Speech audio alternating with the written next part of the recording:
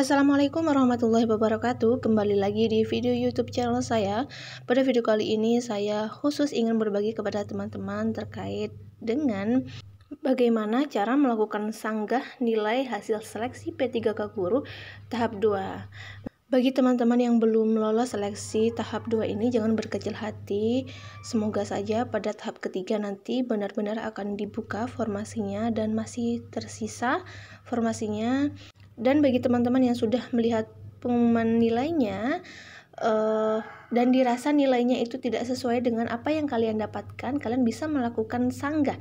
Nah, berikut saya berikan cara-caranya, syarat, dan bagaimana sih caranya agar sanggahan kalian itu diterima dan semoga dinyatakan lolos pada tahap 2 ini, teman-teman. Untuk itu, jangan di-skip videonya, tonton sampai akhir, dan jangan lupa subscribe serta bunyikan notifikasi loncengnya agar tidak ketinggalan video-video terbaru dari saya.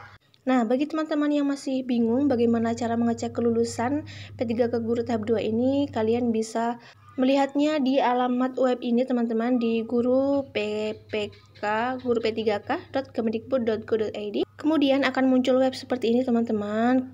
Teman-teman bisa memasukkan NIK kalian, kemudian nomor peserta, dan masukkan jawaban hasil penjumlahan angka yang ditampilkan nanti, teman-teman. Kemudian baru di-OK-kan dan akan muncul hasilnya. Bagi teman-teman yang dinyatakan lulus selamat dan bagi yang belum dinyatakan lulus, kalian bisa melakukan sanggah, teman-teman. Nah, apa sih yang dimaksud dengan sanggah itu, teman-teman? Sanggah adalah bukan permintaan pertimbangan untuk diluluskan. Namun, sanggah itu lebih tepatnya adalah permohonan untuk memperbaiki nilai karena ada kesalahan perhitungan, teman-teman. Contoh nilai yang ditampilkan pada saat tes, pada hasil tes kalian itu misalkan nilai teknisnya 350. Namun pada pengumuman kemarin itu di inputnya nilai teknis kalian adalah 300. Nah, ini merupakan sebuah kesalahan perhitungan dari panitia seleksi. Nah, ini bisa kalian sanggah, teman-teman. Untuk nilai apa saja yang bisa disanggah nanti akan saya berikan penjelasannya pada penjelasan berikut ini. Oke, langsung saja akan saya bahas apa saja sih nilai yang bisa disanggah. Yang pertama adalah apabila peserta sudah cerdik namun tidak mendapatkan afirmasi, teman-teman. Bagi peserta atau teman-teman yang sudah cerdik akan mendapatkan afirmasi, yaitu berupa tambahan nilai teknis sebanyak 500. Namun di sini teman-teman yang sudah cerdik namun kasusnya tidak mendapatkan afirmasi. Nah, ini bisa dilakukan sanggah. Kemudian kasus yang kedua yaitu bagi peserta yang XTHK 2 tapi tidak mendapatkan afirmasi atau tidak mendapatkan tambahan nilai sesuai dengan kriteria. Kemudian yang ketiga adalah usia di atas 35 tahun tapi tidak mendapatkan afirmasi. Nah, untuk kasus yang seperti ini, misalkan umur kalian 37 tahun, ini kan di atas 35 tahun, tapi kenyataannya kita tidak mendapatkan tambahan nilai. Nah, ini kalian bisa mengajukan sanggah, teman-teman, sesuai alasan yang jelas dan tidak mengada-ngada. Kemudian yang keempat adalah penyandang disabilitas tapi tidak mendapatkan afirmasi. Nah, bagi kalian yang penyandang disabilitas tapi pada kenyataannya tidak ditambahkan nilai atau tidak mendapatkan afirmasi, nah kalian bisa mengajukan sanggah.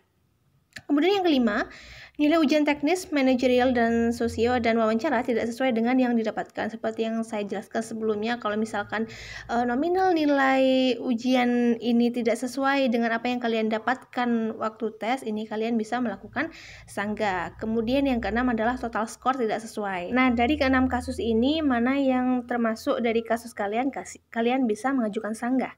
Kalau misalkan kalian ingin melakukan sanggah, teman-teman, nanti akan ditampilkan form sanggah dan kalian akan disuruh mengisi mana sih jenis penilaian yang ingin Anda sanggah, teman-teman. Nanti kalian bisa mencentangnya, bisa lebih dari satu, teman-teman. Nah, kalau tadi saya sudah jelaskan apa saja yang bisa disanggah, nah sekarang saya akan membahas apa saja yang tidak bisa disanggah, teman-teman. Apabila nilai yang diumumkan adalah benar sesuai dengan apa yang kalian dapatkan dan memang kalian tidak lulus karena nilainya tidak memenuhi atau karena kalah perankingan, ini tidak bisa disanggah ya, teman-teman. Misalkan nih, tetangga kalian yang baru honor 2 tahun, itu lulus dan mengisi formasi. Sementara kita atau kalian ini sudah honor 10 tahun, namun ranking kalian itu di bawah mereka. Nah, itu tidak bisa disanggah teman-teman, hanya karena lama dari honor. Setelah memang benar-benar kalian memenuhi kriteria sanggah tadi, langkah selanjutnya adalah kalian mencari alasan sanggah.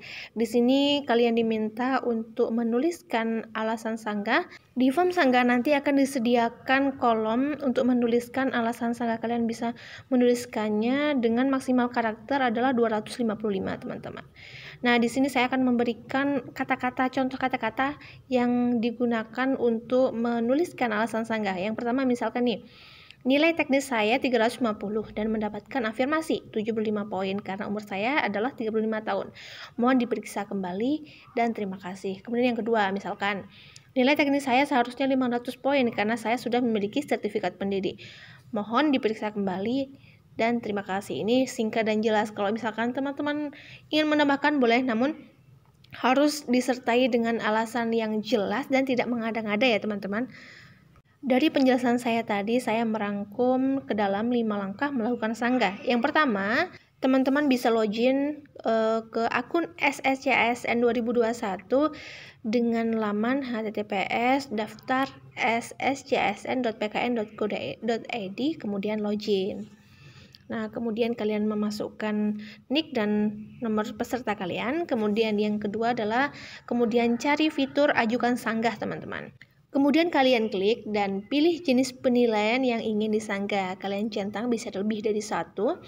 Nah, kemudian yang keempat adalah di kolom alasan sanggah yang disediakan, kalian bisa menuliskan atau mengisi sanggahan beserta penjabaran kronologis kejadian.